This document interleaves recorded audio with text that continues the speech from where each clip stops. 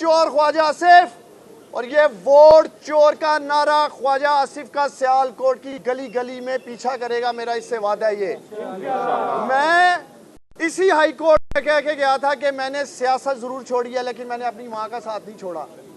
और मैं आज मीडिया पे इसलिए खड़ा हूँ। आप लोग पहले भी मुझे कहते थे डॉक्टर साहब आए हैं, हाई कोर्ट बात कर रहे हैं। मैं सिर्फ और सिर्फ इसलिए अब मीडिया पे सामने आया हूँ कि 5 लाख वोटर्स में डाला गया सियालकोट में, मैं उनका वकील बन के आया हूँ। मैं उनका वकील बन के खड़ा हूँ आज मीडिया के सामने। ख्वाजा आसिफ में अगर अखलाकी जुर्रत है तो क्यों नहीं ये अपने पोलिंग स्टेशन का कंटोनमेंट में, जहाँ इसका पोलिंग स्टेशन है, घर का 350 वोटों से आ रहा है मेरी माँ से, आज तक फॉर्म 45 सामने नहीं आए। एक फॉर्म 45 नून लीग आए 5 दिन हो गए सियालकोट। सिकंदर सुल्तान राजा साहब का कि मेरी माँ को इंसाफ देने के लिए आज उन्होंने फैसला होल्ड किया, स्टे दिया। लेकिन चीफ इलेक्शन कमिश्नर साहब सिकंदर सुल्तान राय साहब, अभी बात यहाँ खत्म नहीं होगी। 2021 में मैं मीडिया को याद दिलाना चाहता हूँ, डस्का इलेक्शन धुंध पड़ गई जी। यही थे chief election commissioner Sikandar Sultan राय साहब, जिन्होंने रात के 3 बजे IG Punjab, chief secretary Punjab को मरासला जारी किया कि नुशीन इफ्तिखार जो नून लीग की कैंडिडेट थी, उसी सियालकोट की बेटी थी। रिजल्ट रुक गया, इलेक्शन नुल एंड वाइड हो गया। नुशीन इफ्तिखार को सिकंदर सुल्तान राय साहब ने इंसाफ दिया। मैं उम्मीद करता हूँ सिकंदर सुल्तान राय साहब कि आप मेरी माँ के साथ भी इंसाफ करेंगे। इंशाअल्लाह उसी शहर सियालकोट से एक माँ इलेक्शन कमीशन ऑफ पाकिस्तान में पहुंची है, और मैं उम्मीद करता हूं कि chief election commissioner of Pakistan Sikandar Sultan Raja मेरी मां के साथ इंसाफ करेगा। इस इलेक्शन का ऑडिट होगा, इंस्पेक्शन होगी, बैलेट पेपर चेक होंगे, फॉर्म 45 चेक होंगे। जो हमारे पास फॉर्म 45 है, हमारा मुतालबा उसके अंगूठे चेक किए जाएं, अंगूठे चेक करें।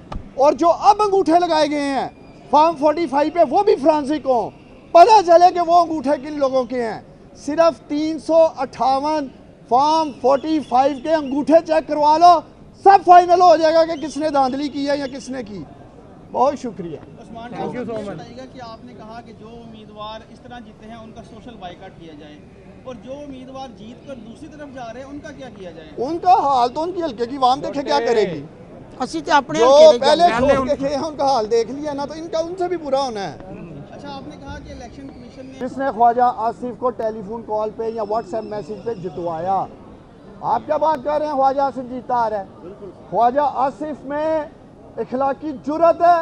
मैं पूरे मीडिया के सामने चैलेंज कर रहा हूँ, मैं यहाँ ही बैठूंगा इस बेंच पे, आए अपने फॉर्म 45 कौम के सामने लेके आए, मेरे पास भी पड़े हैं।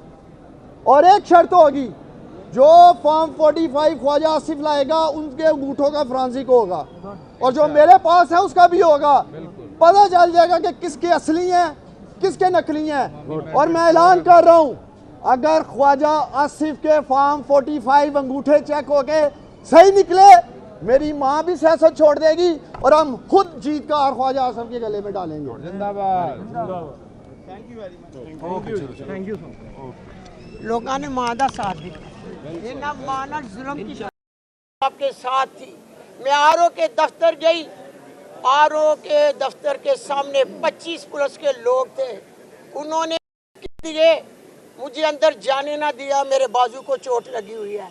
और दूसरे लोगों ने भी बड़ी कोशिश की कि हम डाका डालने नहीं देंगे, मगर पुलिस ने लाठी चार्ज करके हमें निकाल दिया गया। सोच लो, हक और सच की जीत होगी, और उस कुरान मजीद पर होगी जिस कुरान मजीद का सहारा लेकर कल्ली माँ घर घर गली गली गई, और हजारों लाखों उम्रदार मेरे साथ थे, लाखों उस्मान डार मेरे साथ थे। मेरी बेटियों भाइयों ने, मेरा माँ बहनों ने बड़ा साथ दिया। मेरा इस मीडिया के थ्रू पैगाम है कि मैं आपको सलाम पेश करती हूँ, और माँ दरवाजे में